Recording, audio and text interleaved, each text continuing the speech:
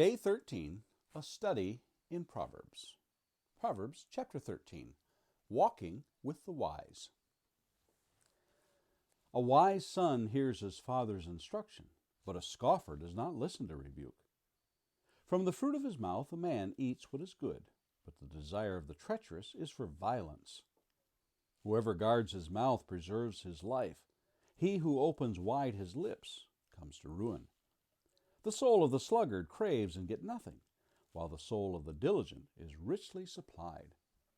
The righteous hates falsehood, but the wicked brings shame and disgrace.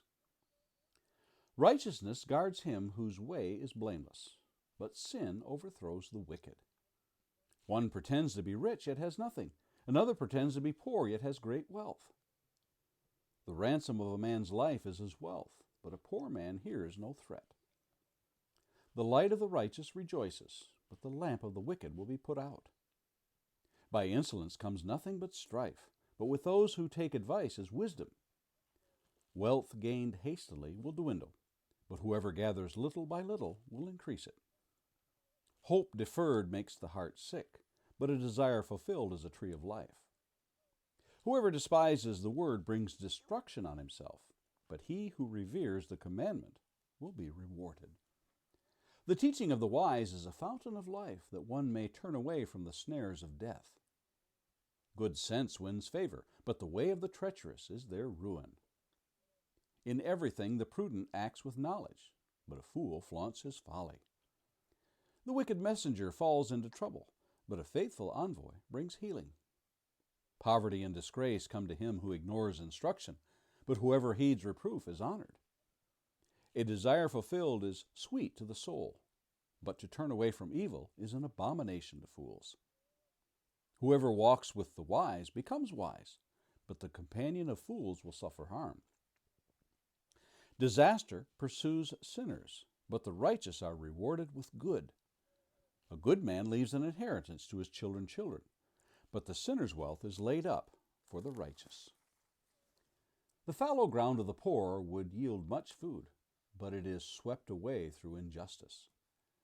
Whoever spares the rod hates his son, but he who loves him is diligent to discipline him.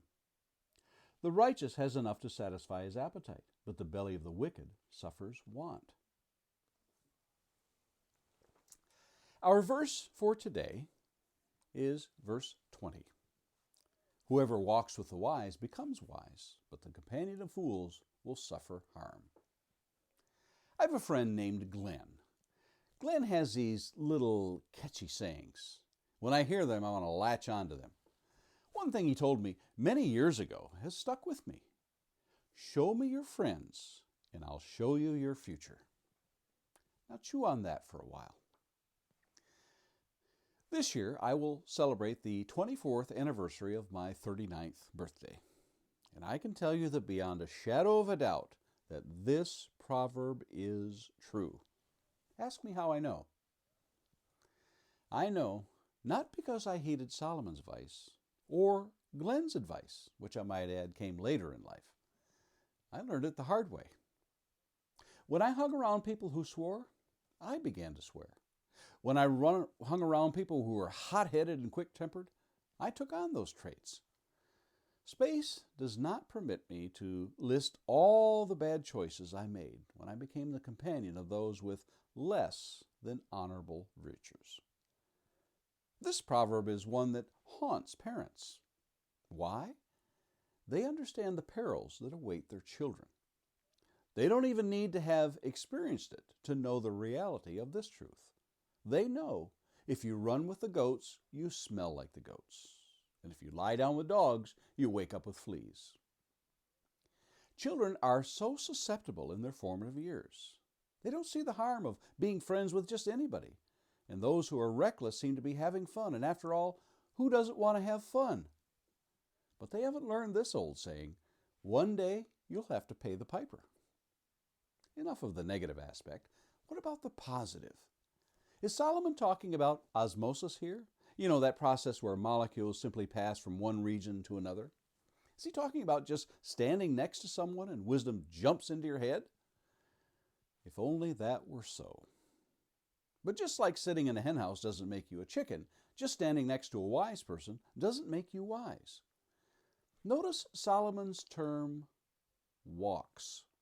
It means to follow a course, to follow the course of the wise, to observe and follow after. It is a life that seeks to emulate them in their methods. Success breeds success. It has been said, learn from other people's mistakes. You won't have time to make them all yourself. The same is true for learning virtues and the ways of success. Why live a lifetime of trial and error when you can learn from those who have succeeded? Some time ago, a man by the name of Napoleon Hill set out to find how some of the most successful people in the world came to be that way. He found they all had certain traits in common. Not one of them said they made their companionship with fools. Quite the opposite. They surrounded themselves with successful people, among other things. In Stephen Covey's The 7 Habits of Highly Effective People, he too searches to see what it is that makes people successful. Hint: they are not habits found in the lives of fools. Over and over, books are written which only confirm what Solomon penned some 3,000 years ago. Walking with the wise will make one wiser. Who are you walking with? And Lord willing, let's meet here again tomorrow.